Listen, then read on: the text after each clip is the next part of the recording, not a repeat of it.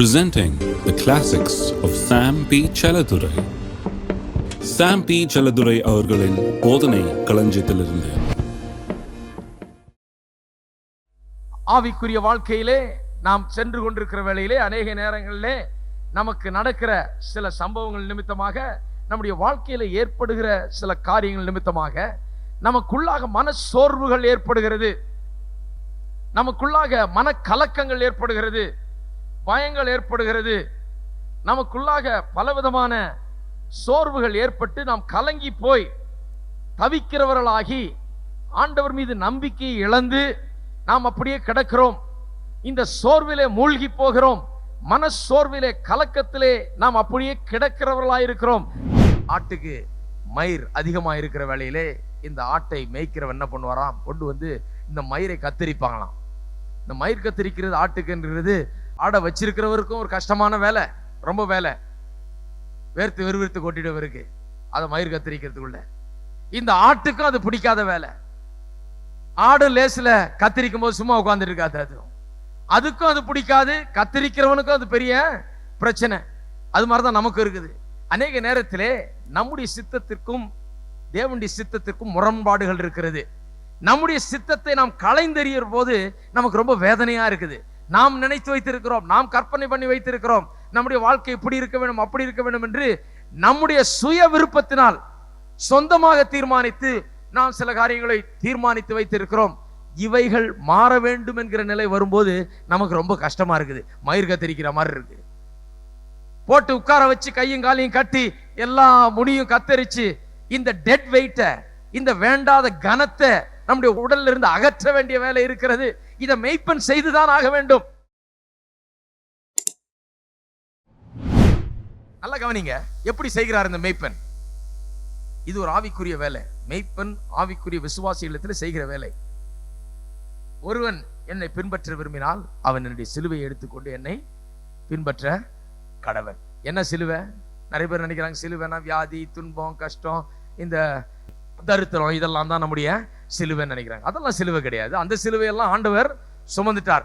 அவர் சுமந்த சிலுவையை நாம சுமக்க வேண்டியது கிடையாது.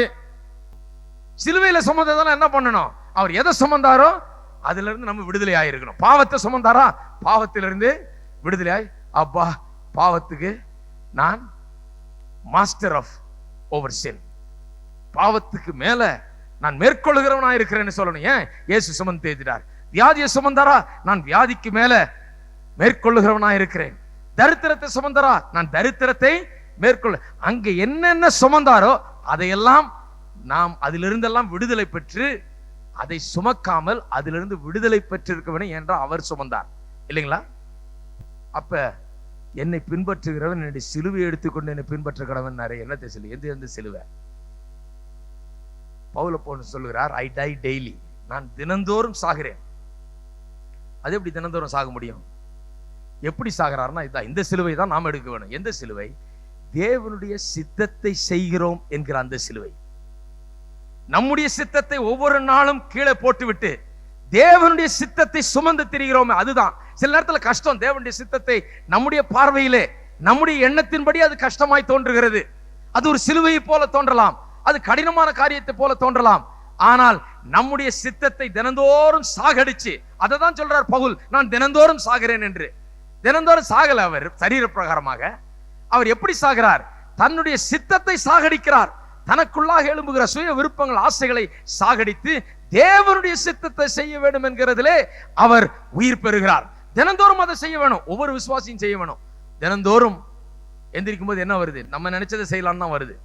தினந்தோறும் என்ன பண்ணணும்? இல்ல, நான் தினந்தோறும் சாக போறேன். நான் மரித்து என்னுடைய சுய சித்தமும் சுய ஆசையும் என்னுடைய சுய எண்ணங்களும் மரிக்க வேண்டும். என்னுடைய உலக பிரகாரமான எண்ணங்கள் மரிக்க வேண்டும். தேவனுடைய சித்தம், தேவனுடைய எண்ணம் உயிர் பெற வேண்டும் எனக்குள்ளாக, அது நிறைவேற வேண்டும் என்று அந்த சிலுவையை சுமந்து தெரிய வேண்டும்.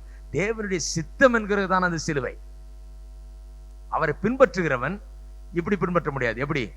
தன்னுடைய சித்தத்தை செய்து கொண்டு, தன்னுடைய ஆசைகளை நிறைவேற்றி கொண்டு, தான் நினைச்சதை செய்து கொண்டு தேவனை பின்பற்ற முடியாது. இயேசுவை பின்பற்றுகிறவன் என்ன எப்படி பின்பற்ற வேணும்? தன்னுடைய விருப்பங்களையும் சித்தங்களையும் கீழே வைத்து விட்டு தினந்தோறும் ஆண்டவரிடத்தில் தன்னை ஒப்படைத்து, இயேசுவே என்னை உம்முடைய கரத்தில் ஒப்படைக்கிறேன்.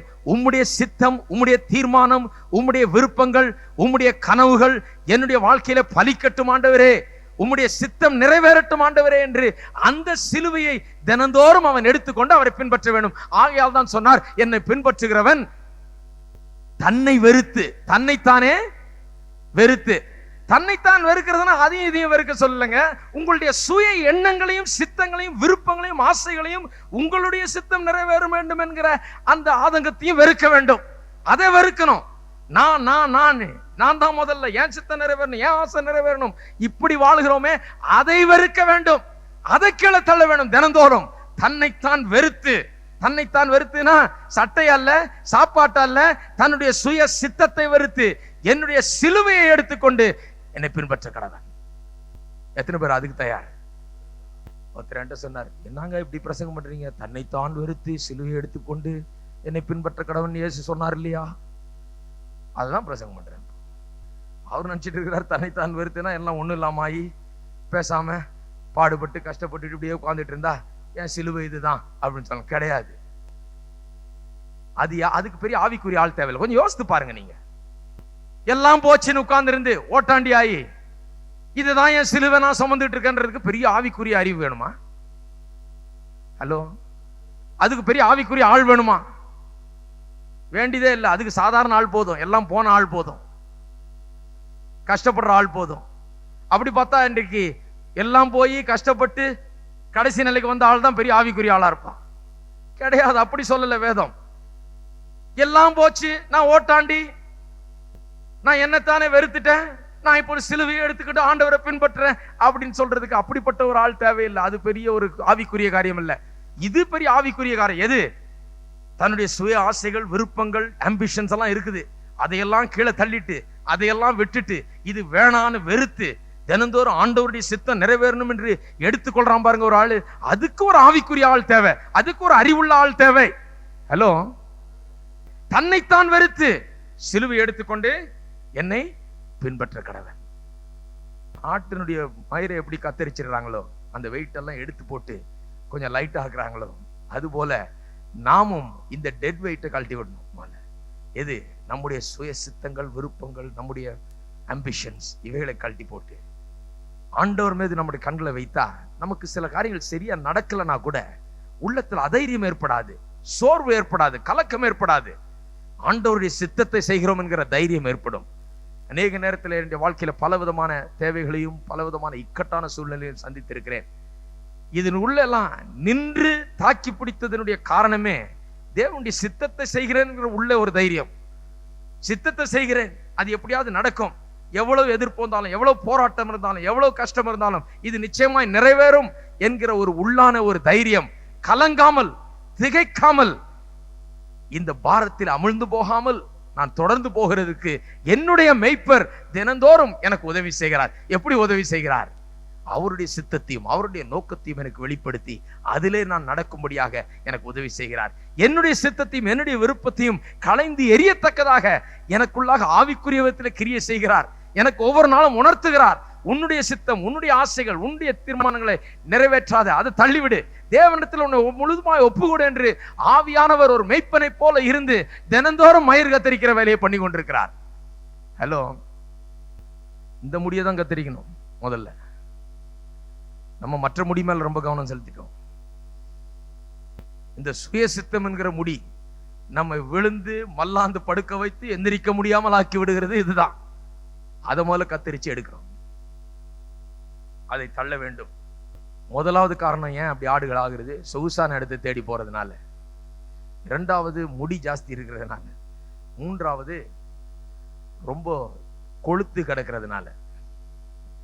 கொழுத்து கிடக்கும் போது நகர்றது கொஞ்சம் கஷ்டமா இருக்குது, எந்திரிச்சு உட்கார்றதுக்கு, காலில் எந்திரிச்சு நிக்கிறதுக்கு பெரிய கஷ்டமா இருக்குது. இந்த கொழுத்து கிடக்கிறது என்ன? ஆவிக்குரிய விசுவாசிகள் மத்தியிலே ஒரு உலக பிரகாரமான தன்னம்பிக்கை. என்னால முடியும், நான் செய்வேன் அப்படின்னு. இது உண்மையான ஆவிக்குரிய ஒரு தன்னம்பிக்கை கிடையாது. Self assurance, self confidence. Self confidence ரொம்ப நல்லது, அது இருக்கணும் மனுஷனுக்கு. ஆனா செல்ஃப் கான்பிடன்ஸ் அவனுடைய ஆற்றலின் அடிப்படையில் இருக்கக்கூடாது. தேவன் எனக்குள் இருக்கிறார், என்னை பலப்படுத்துகிற கிறிஸ்துவனால எனக்கு எல்லாவற்றையும் செய்ய பலன் என்று அந்த அடிப்படையில் இருக்கணும் ஒழிய தன்னுடைய சுய பலத்தின் அடிப்படையிலே அந்த செல்ஃப் கான்பிடன்ஸ் இருக்கக்கூடாது. இந்த செல்ஃப் கான்பிடன்ஸ் இருக்கும்போது என்ன ஆகிறது? என்னால முடியும், நான் பெரிய ஆளு, நான் செய்து காமிச்சிருவேன், நான் அப்படி பண்ணுவேன், நான் இப்படி வெட்டி முறிச்சிருவேனாக்கும், இப்படி நிறுத்திடுவேனாக்கும், அப்படி பண்ணிடுவேனாக்கும் அப்படின்னும் போது நாம் நினைச்சது நடைபெறாத இருக்கும்போது, நாம் செல்ஃப் கான்பிடன்ஸ்ல பேசுகிறது, நம்முடைய சுய ஆற்றல் நிமித்தமாக நாம் பேசுகிற காரியங்கள் சரியாக நிறைவேறாது. அதை நம்ம விசுவாசம் நினைச்சுக்கிறோம். சில நேரத்தில் கிடையாது.